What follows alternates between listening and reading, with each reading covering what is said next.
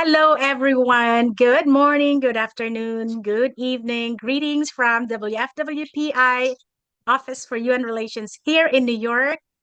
Happy 34th anniversary from WFWPI. Yay. Oh my gosh, it is amazing. Welcome, everyone. We are doing a special meeting and podcast reflections on the 34th anniversary of Women's Federation.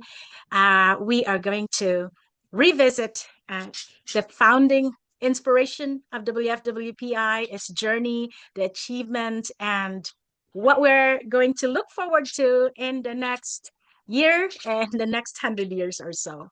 Thank you, everyone, for joining us. And I want to thank Rosie, Mariver, Priscilla, and Catherine for joining us. And uh, I look forward to a very meaningful program this afternoon.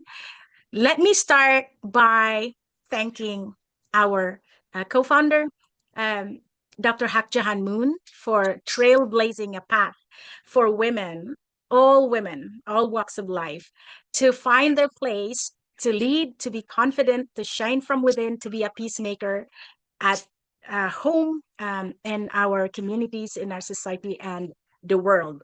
Women uh, in the context of how Women's Federation can play a role in peace building is by becoming a um, an agent for regenerative grace for humanity through love and forgiveness and healing. So, in on that note, I would like to give you a little bit of background of how Women's Federation was founded.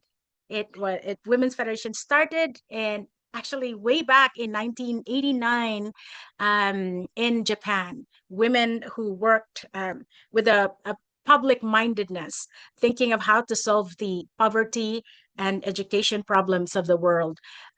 They got together and created what we call Women's Federation for World Peace, what a Women's Association for Peace in Asia. And then 3 years after, in April 10, 1992, the Women's Federation Korea hosted and formally inaugurated the Women's Federation for World Peace through a rally of 100,000 women at the Seoul Olympic Stadium, where women from Japan and Korea got together in order to be the trailblazers of two countries, women from two countries working together to build a world of peace. And 3 years after that, oh, not wait, no, 5 years after that, we received our UN accreditation as a non-governmental organization in general consultative status at the United Nations.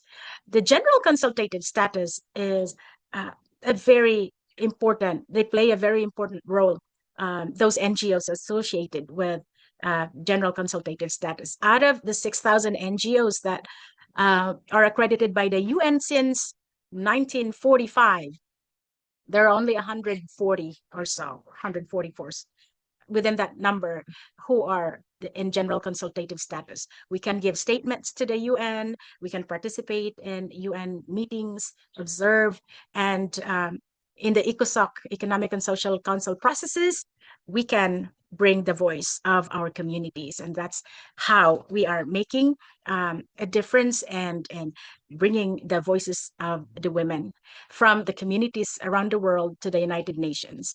In 2025, 2026, 34 years later, we have 128 chapters. And I must thank the Japanese Women's Federation chapter for standing as the mothers of the world because of their pioneering heart. In 1994, we had 1,600 peace volunteers of Women's Federation in their 20s and 30s volunteered to go to 160 countries. There were 10 Japanese volunteers, their team of 10 in every country, and these are 160 countries. And they went to these countries, pioneered, they went to the most difficult areas to solve the problems of poverty. And what they found was the education, they went to investigate the root causes of poverty, the root causes of conflict, the root causes of uh, uh, why women were not that empowered in certain countries, and education was their solution. And at this time, 2026, Women's Federation, Japan, Korea, and USA are supporting schools, 22 schools, from kindergarten all the way to vocational schools. We have graduated hundreds and thousands of students. And most of these schools are in Africa. We also have in Asia and in Latin America.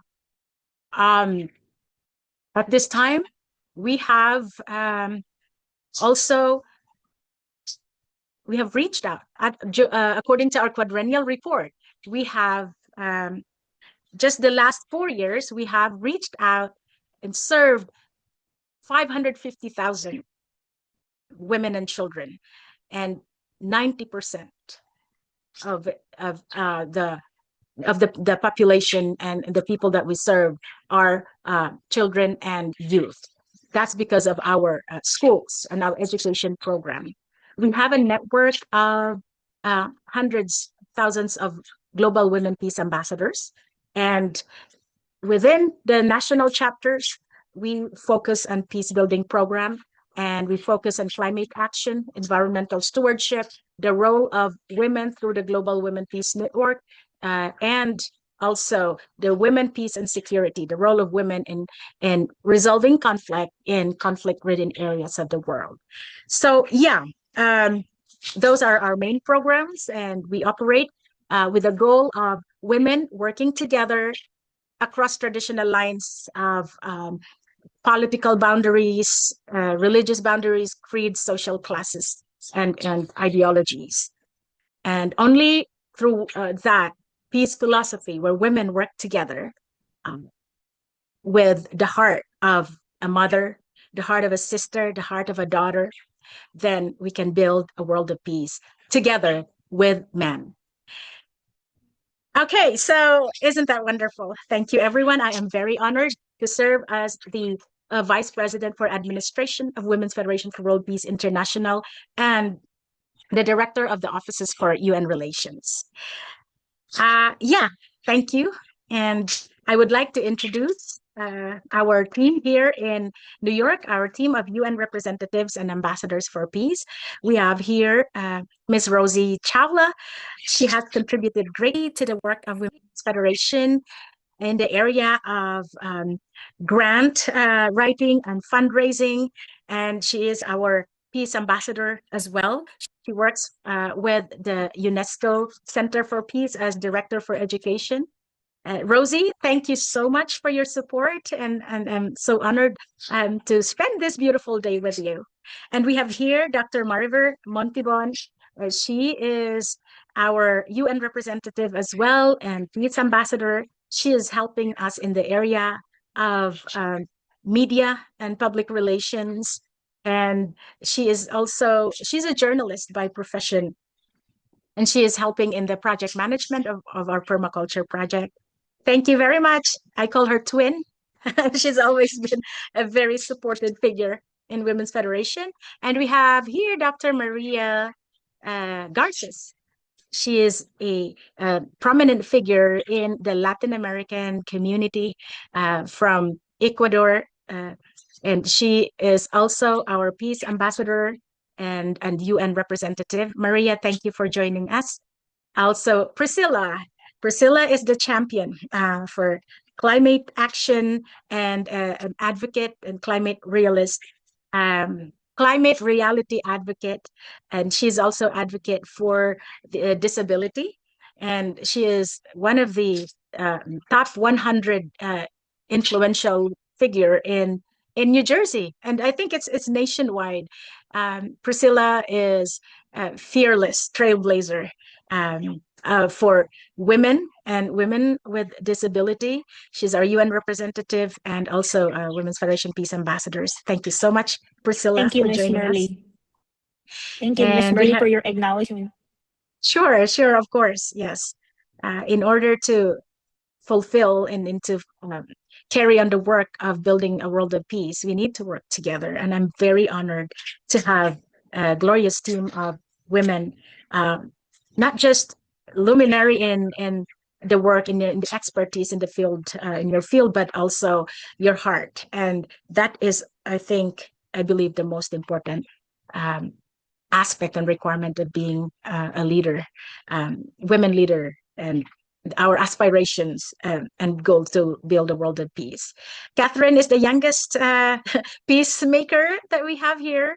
She just joined Women's Federation and she is helping as our technical team. So, yeah, and to everyone listening and with us this afternoon, welcome, and let us go right into reflections, and let's revisit the work of Women's Federation in the first quarter of 2026.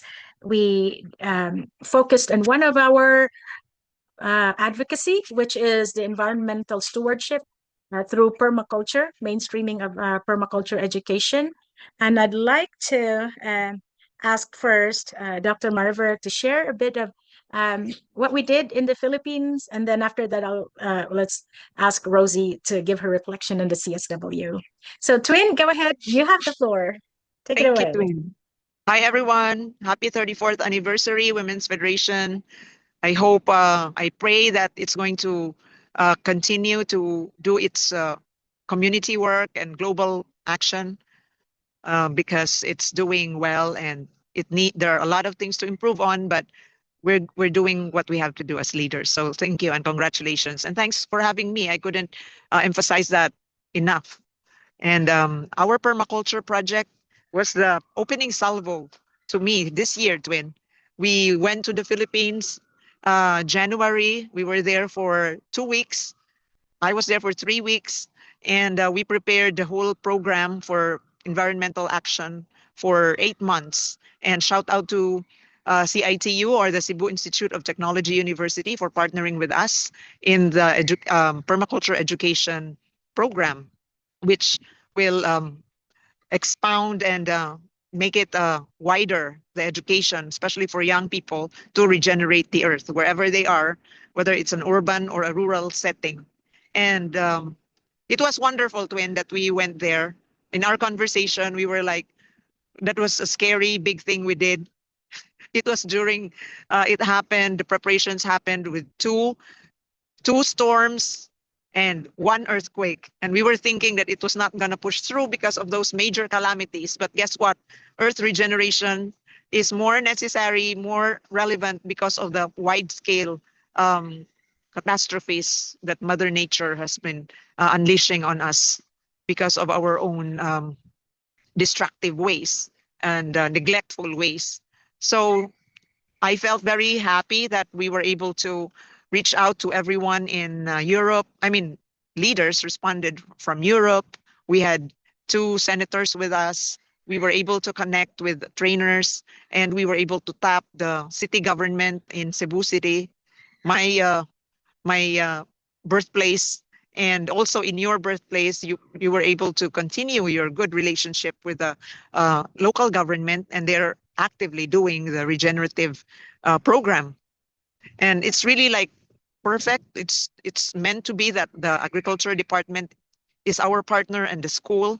We are realizing, putting it on the ground, what we don't just talk, we also do it. So it's being done. We are institutionalizing it, and we are including the stakeholders. It's a multi-stakeholder approach that we're doing. And I'm happy because when we left, it's not just like goodbye and it's all done. Right now, our trainers are reaching out to CITU to push through with the training for the young people of the university, and then the city government is opening up the government land, 1,600 square meters of land to be developed and to be a showcase for permaculture program. So everything is doable. It's not like it's our breakthrough project. It's like a continuation of the overall movement of earth regeneration globally, and we are actively part of that.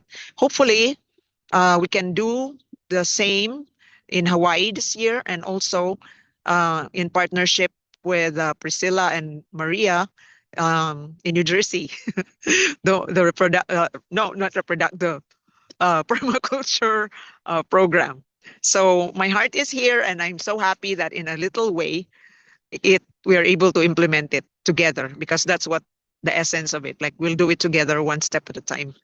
So thank you, Twin, for the opportunity and for the fun and for the challenges that make us grow very substantially, very spiritually as well. So Thank you. everyone, join our permaculture project. Thank you, Twin. We are going to ask Catherine to show the video, but before that, uh, I can't emphasize enough that the sustainability of a program, well, from inspiration to implementation and impact, the linchpin to sustainability is the women, the key person who leads the way, someone who takes ownership and be the connector in the community. In this case, it was you, Tin, who created who was the linchpin and still continue to serve as that connector between the government, between the civil society, and the Women's Federation. So yeah, thank you for that. And I'm happy to share, because it's one thing to talk about it and describe it, but they say if you don't have the picture, it didn't happen, right? So Yeah, Catherine, no picture, it didn't happen. it didn't happen. So please, Catherine, go ahead and share it.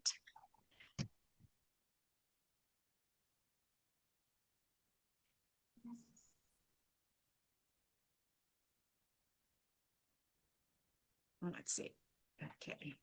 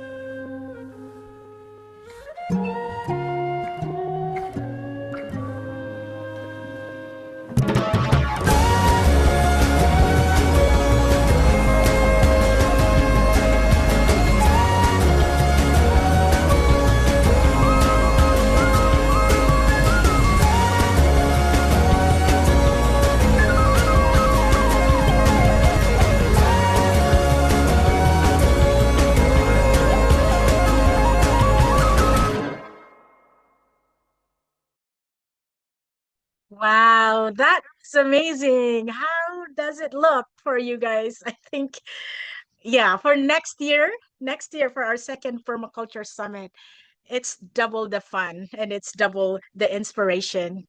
Yeah, our goal is to have the second permaculture summit um in Cebu and in Bohol with more people joining us.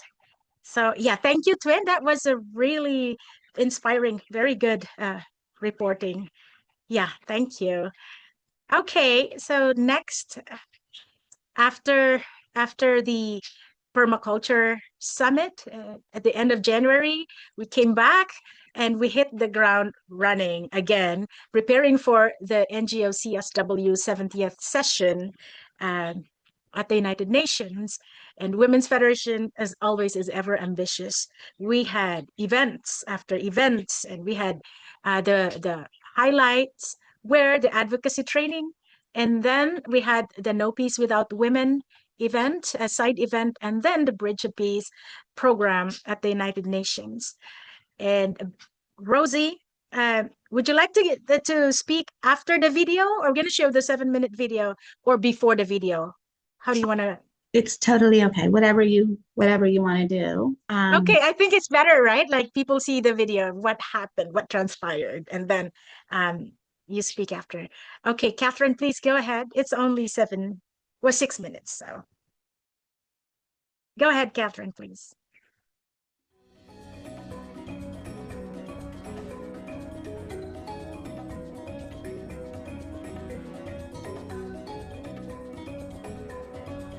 Could you please increase the volume, Catherine?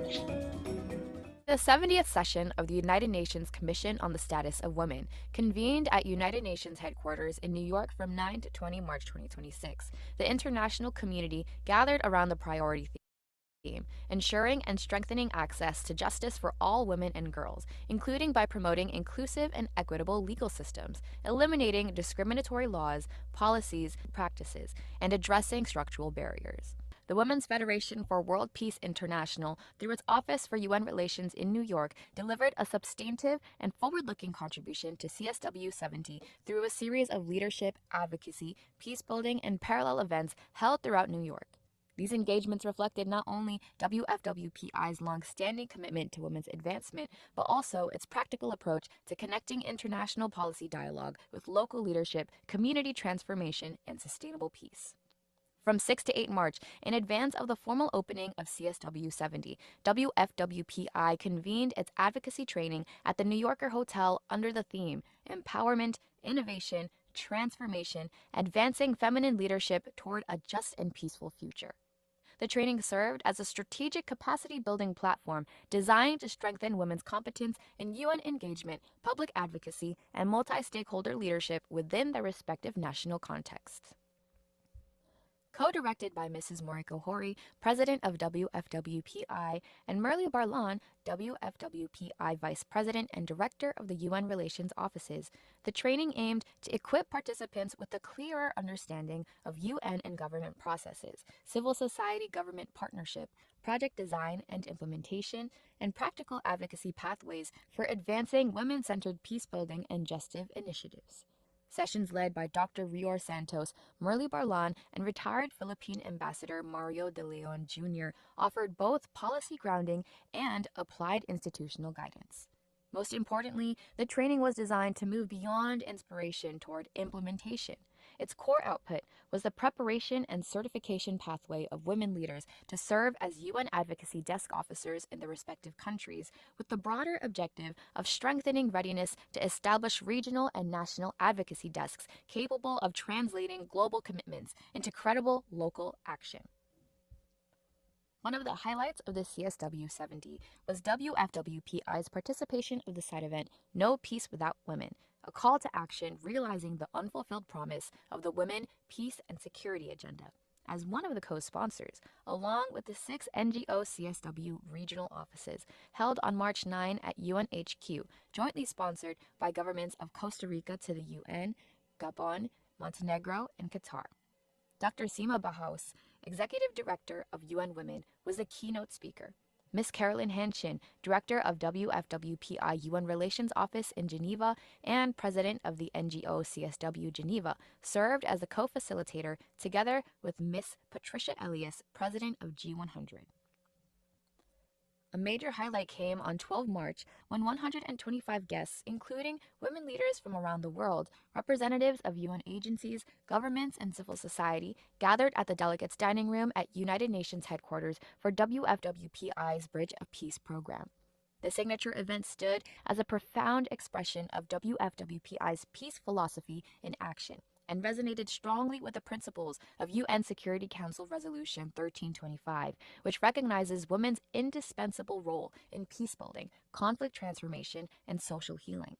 Conceived as a celebration of reconciliation, unity, and peace across lines of difference and conflict, the program affirmed that lasting peace is not achieved solely through formal agreements, but through the patient restoration of human relationships fractured by history, division, and pain. At a time of deepening global conflict and polarization, the Bridge of Peace also offered a meaningful model of Track 2 diplomacy, creating space for trust building, moral dialogue, and people-centered reconciliation beyond formal state negotiations. The keynote address was delivered by Miss Anna Eleanor Fierce, chair of the board of the Eleanor Roosevelt Center at Valkill, and great-granddaughter of First Lady Eleanor Roosevelt. Drawing on the legacy of her great-grandmother, she reflected on the enduring relevance of the Universal Declaration of Human Rights as a moral foundation for peace-building in the aftermath of war. In one of the most moving moments of the program, 3 pairs crossed the Bridge of Peace as a public symbol of reconciliation across political and national divides, and as a visible affirmation of women's leadership in advancing healing and alliance. 4 women received the Global Women Peace Ambassador Award. Miss Karen Davila, UN Women National Goodwill Ambassador for the Philippines, Dr. Reina Massey, founder of the Church of North India in New York, Miss Ivana Della Torre, Systems and Behavior Change Advisor of KEA ROI, and Miss Maria Isabella Buencamino, founder of Women of the World and life coach, recognized for their example of women's leadership and contributions to peace building in their respective regions. WFWPI also co-sponsored and co-organized during the CSW 7D. On March 10, 2026, Breaking Structural Barriers, How Women Reach Equality and Justice, organized by Global Women Entrepreneurs and Peace Alliance, co-sponsored by WFWP Korea and Sai Shue-ni Charity Foundation. On March 11th, Water, Women, and Girls, Life-Giving Forces Unite, organized by Women for Water Partnership, Seroptimus International, United Voices for Global Impact, WFWPI, Zonta International, Women in Water Diplomacy Network, and partners, Latter-day Saint Charities. Another parallel event on 11th March was a huddle format forum on women's leadership and access to justice in partnership with HERD and Women of the World. On March 13th, the role of women and youth for justice and sustainable peace in a unified Korea, organized by WFWP Korea, co-sponsored by the DMZ Forum and WUNRN. WFWPI's concluding parallel event on March 19th with IAYSP at the Church Center for the United Nations, titled Peace Education as the Missing Pillar, Preventing Harassment and Securing Justice for Women and Girls. As CSW 70 came to an end, WFWPI's contribution in New York was both timely and constructive, equipping and empowering women leaders for advocacy, dialogue, and concrete pathways for leadership and peace. With renewed resolve, WFWPI carries forward the insights and momentum of CSW 70, continuing its mission to empower women as peace builders, strengthen cooperation across sectors and nations, and help foster a just, reconciled, and sustainable future for all. Thank you for that. Thank you, Catherine. Thank you for lending your voice. And on that very high note, high ground, let's welcome Rosie Chawla. Hi, Rosie. Hi, Marley. Thank you so much. So inspiring to see the videos and remembering CSW 30, and now we're at the 34th anniversary. So I think it's a very exciting time for WFWP, and I actually have real evidence to show why it's an exciting time. I will tell you a lot of issues that WFWP has been working on are now actually global issues where investments are going in that area. So aside from grant funding, one of the things I do is I learn about global issues for UNESCO Center for Peace, and then we arrange high-level, expert-level conferences of people that are actually working on the problem. And as you all know, that working on the problem is not just knowing the problem, but investing to solve the problem is a huge, huge challenge. So I want to encourage all WFWP members is to always know and identify what is the problem you're trying to solve, but then focus on the means of solving that problem the best way that you can. And I believe that's really the key for us to sustain the good work that we want to do, because there's nothing but problems everywhere. We all see them, but we need to advocate for change. Why advocacy is very, very important, but the structure to able to impact that problem is, like Merle mentioned, the implementation of change requires a lot of partners and factors. So I'm very proud that WFWP focuses on issues that are actually globally related. I'll give a very quick example and then I'll touch it back to Merle. As you know, one of the projects WFWP works on is farmers in schools.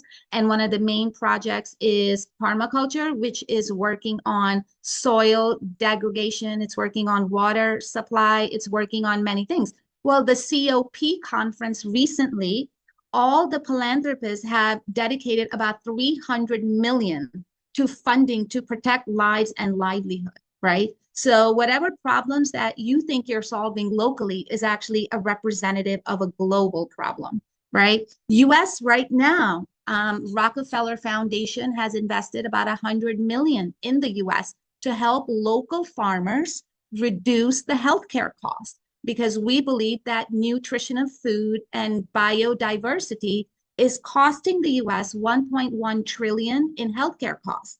And they have already started working on this, and they were able to create 45 million jobs with an addition of 5.5 million in revenue, right?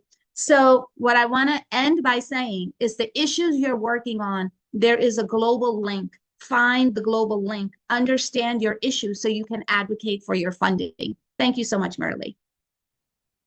Thank you, Rosie. I am really amazed and grateful of how you're able to help Women's Federation in articulating our advocacy and train our women leaders globally and how to focus on their solutions and raise money. So because without funding it is very, very difficult. I mean, there is no way actually for a project, a program, a solution to actually see that the end of that theory of change without funding.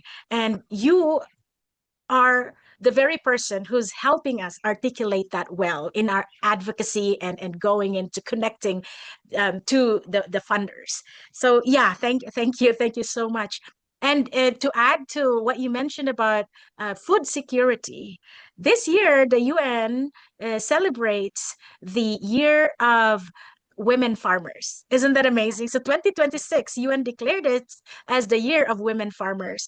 So we've always been aligned to that. Women, peace, and food security is very important, actually. Without food security, there can never be peace. And also conflict arise because of food security. Yeah. Absolutely, Marley. To add to your point, there are documentaries released as we speak on this topic by expensive funders. There's 2 documentaries out in the US, and it's actually going out globally to governments and to people. And they are sponsored by the Rockefeller Foundation, which is one of the richest philanthropy foundation globally. And I'm talking, they just funded Bangladesh Agriculture Center. They're funding South Korea on a larger scale. But I want to bring attention to the documentary that actually is out there, because I believe it is making the problem what you always wanted, Merle, was to make it mainstream. So there's a documentary that's actually teaching us, where does food come from? Okay.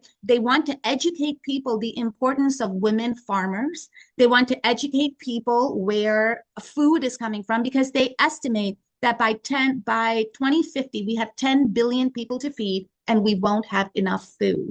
So to your point, WFWP was always working on permaculture even 10 years ago with your legacy and your undying commitment to make food a priority. It's finally becoming this mega scene in the UN. It's becoming a mega scene on a US level because of healthcare costs. It's becoming a global problem because we won't have enough food without our local farmers. So I encourage anyone of a WFWP chapter, you think your issue is just your issue, but there's a big global picture happening and you should take advantage of that for your advocacy. Oh, thank you, Rosie. Thank you. I want to segue a little bit before we move on to other matters that I want to talk about fundraising. Uh, actually, you helped us put together our fundraising for the mainstreaming of permaculture education through these permaculture hubs. And that is our goal. And if we are going to get the funding, our dream is to have 6 permaculture hubs in every continent by next year. But Rosie, I am curious, um, you help us put together the grant application. Could you explain to whoever is listening, to our constituents, what our dream is and what we wanted to achieve? And yeah, from the perspective of our supporters, the women farmers and the funders. I think you can articulate very well. Yeah, sure. Actually, if you don't want to hear my articulation, I encourage you to go to Rockefeller Foundation's LinkedIn page. And the recent 20 posts are exactly what our grant application was about. So I will tell you what they're saying and what you presented to me as the vision that got us further in the $1 million application, where we are now an official finalist. We did receive the reviewers' comments, which were CEOs and pretty high up people, and we got high positive feedback. We read that together. So to articulate very clearly, and for everybody to understand, because it took me weeks to globally understand the problem and to write a very compelling grant application, because I had to learn not just about the Philippines, but why is this important, even if it wasn't the Philippines? Why is this relative for everyone to kind of pay attention to? And the reality is that local farms and farmers and the food are being linked to the rise of incidents in diseases. It's being linked to lack of economic growth. And it's also being linked to children not receiving enough food to then focus in school and to grow up healthy, right? So without supporting local farmers, we are creating a disease-filled society, and we are creating a food shortage that we will eventually see happening. So to articulate your dream of 6 vision, we really played into that global picture for your grant application. We helped all the reviewers see that we were exactly working on that global problem in local communities. And that's why I believe your application went far. We had to tell the story the right way. We had to advocate for the issue a very right way, else we would not have been understood. Yes. Thank you, Rosie. Thank you for giving our constituents and our supporters the clear the vision of what we want to do, our dream, and what we want to establish in the communities. So the permaculture hub it's an education training center for women. It's a women-led, family-centered, community-oriented, to empower women and girls and the young people in the community to practice permaculture. While practicing permaculture, we can then solve that food insecurity issue, and then eventually lead to peace building. And also the um, the idea of growing your own food, we have given that power to the manufacturers. We have given that power for many, many years to the big agriculture. But if we take it back and we actually have the power, even no matter how small our land, our piece of land, homestead, and we can actually produce our own food in a healthy way. So moving forward in the future, with climate change, with conflicts. There is never ever a security in this well, geopolitical and the climate change and this environment, this dynamics. Um, yeah, even in the economic systems. So when we grow our own food, when women are empowered and confident that we are solving a problem, a global problem, and do it in our community, we are contributing, we are carving a path to a world of peace. And growing your own food is the most grounded way, the most measurable and realistic way to do it. And I can encourage everyone to join us. So yeah, thank you, Rosie. And on that note, I think um, Catherine, are you able to share? If you're able to share, we have our fundraiser actually. Um,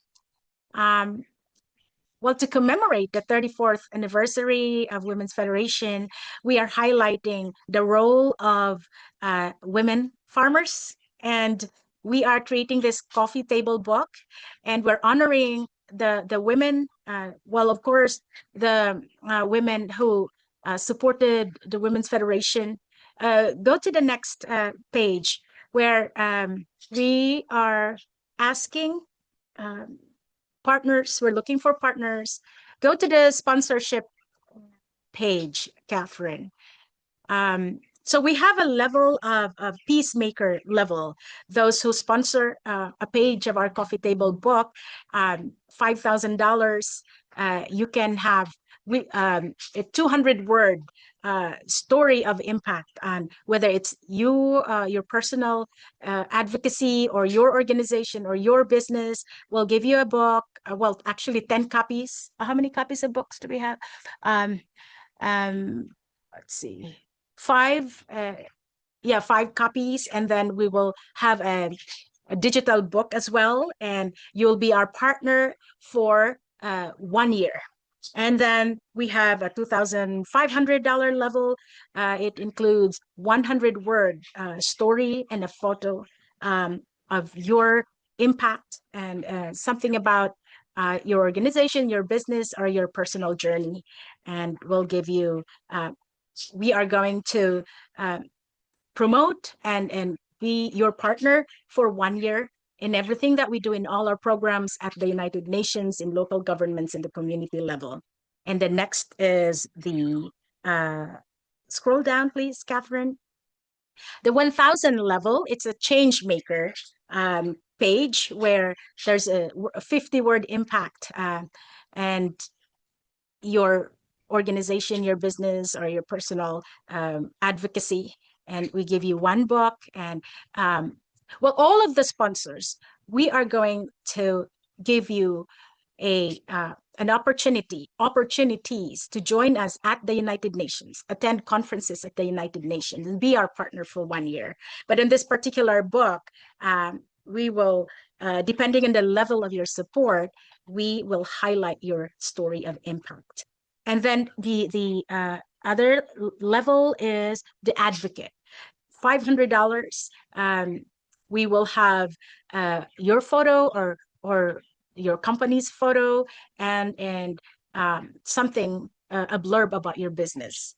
And of course, you'll be included in our program. Your logo, your organization will be our partner as well for the whole year. And then for those who want to contribute in the lower, the smaller scale, this is a 50-page book, and you can sponsor. You can have your name or company or organization sponsor the page of whatever the content of that page, and at the bottom we'll just have your name or your company or website there, and $400. How's that? And Catherine, are you able to show us like visually how it's gonna look like? Okay, yeah, here. So we have a page for Peacemaker, we have a page for Trailblazer, and then there's a change maker. Scroll down, and then the advocates, and a sample page. This is what we did 3 years ago. If you want to sponsor one page, any page, your name will be at the bottom, and for $100. That is cool, isn't it?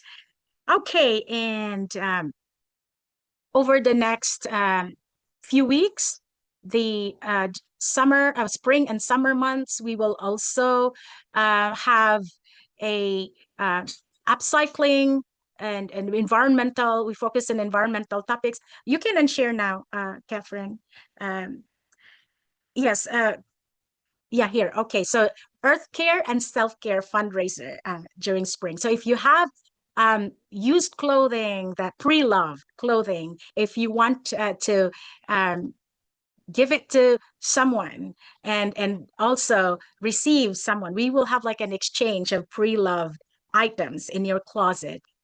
We will have a conversation, a self-care, we'll have massage, anything that women, pedicure, manicure, and spa, facial at our office, Women's Federation office, every Friday, starting next week. For a registration fee of $25, you can join us and bring your friend and have a nice conversation over coffee and how to care for the earth and how to care for ourselves, and while promoting peace in this world. Yeah, that is our plan. So we can support the women farmers and peacemakers around the world. Thank you so much. Okay. And yeah, we give before we end, we have about 8 minutes to go. Uh, let's ask Priscilla and Maria to share your reflections on being with Women's Federation and your experiences as peace ambassadors of Women's Federation. Priscilla, you want to go first? Yeah, of course. Thank you, Miss Murley. Well, I would like to say a couple of reflections in terms of the CSW 70. I thought that the CSW 70 was very comprehensive. Also, thank you for the thorough reports that were being presented today at this meeting. I thought, that they were very, very descriptive, and it highlighted all the events that made an impact in terms of the CSW 70, like, for example, the event on the peace education. That is very important. But one of the highlights that I would like to say is that um, I attended the peace education ceremony, and one of the highlights about that was when one of the speakers said that we need to be able to teach peace education. But the most important thing is the that sticks to my mind is that one of the quotes that Rosie said, that you have to experience peace in order to be able to educate people and teach people about peace. You have to be able to experience it yourself in order to understand it. And I thought that was a very relevant quote, and that is very relevant in today's world. And that is part of the reflections that really stood out to me in that sense. Thank you. Thank you. Thank you, Priscilla. Yes, Aren't that's you even very jealous of powerful. me walking in the park? You are in a peace. You are now I in feel a place where there is so peace, filled with nature. oxygen. Yes, it's a Sorry. really peaceful place. Go ahead, Yes, thank Maria. you. Yeah, Priscilla, but yeah, that is very powerful. You need to experience peace before we can even uh, think about teaching peace. And to some degree, I hope, and I really hope that everyone, even though this world is so chaotic and unpredictable, but at certain point and times in our lives, there must have been experiences that it is peaceful, and then we can talk about it and share about it and amplify it. Thank you, Priscilla. Maria, you are muted.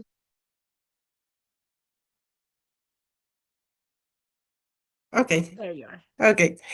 Well, thank you, Miss Merly, for this opportunity for be here. For me, I was listening everyone. Realmente that is a powerful, life, because that is everyone is playing all the activities during the SCSW 70 and the Permaculture Summit in January 2026, and this in January this year, and the activities like a Bridge of Peace and I want to say first, and for celebrate the 34th anniversary, the empowered woman, and give us the space for the woman for the career leaderships in our communities and around the world.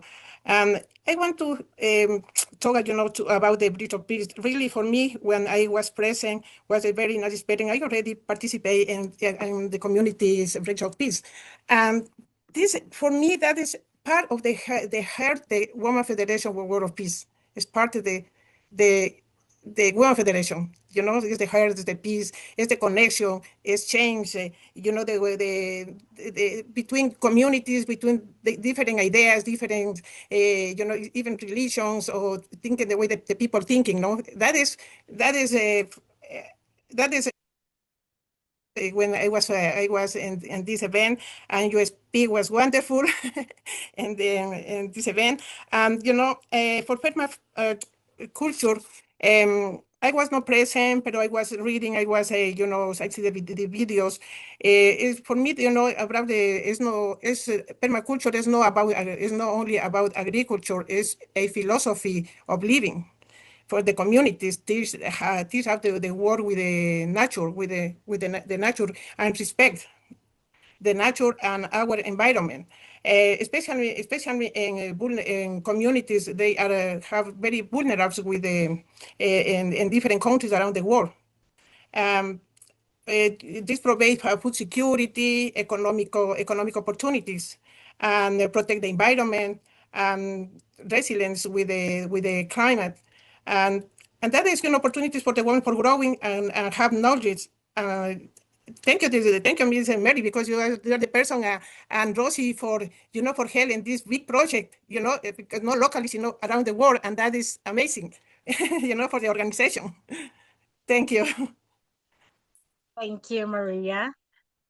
Yes, the role that we play, no matter how small or the communities that we represent, we really never understand how the magnitude of our contribution until we reach out to our community and hold the hands of other women, and even whether it's across the street or across the world.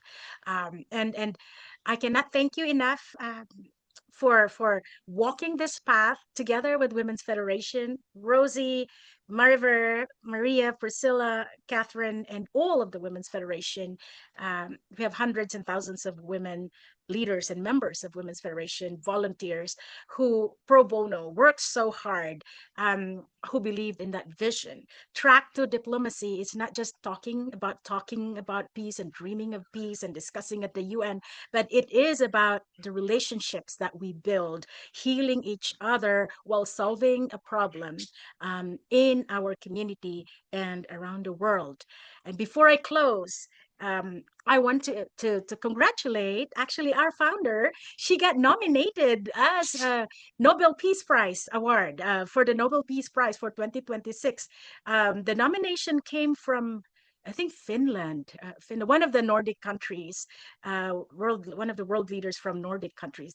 She got nominated for her trailblazing work for trailblazing the path of peace across the lines of the boundaries of religion, culture, women, women leadership, and on the economic and families. So yeah, we have so much to look forward to. 34 is young, but 35 moving towards 50 and 100 years, we have so much. If we could witness and behold this level of achievement and inspiration around the world at 34, how much more at 50 and 100? And I am one lucky, blessed, and honored person to be working with you all.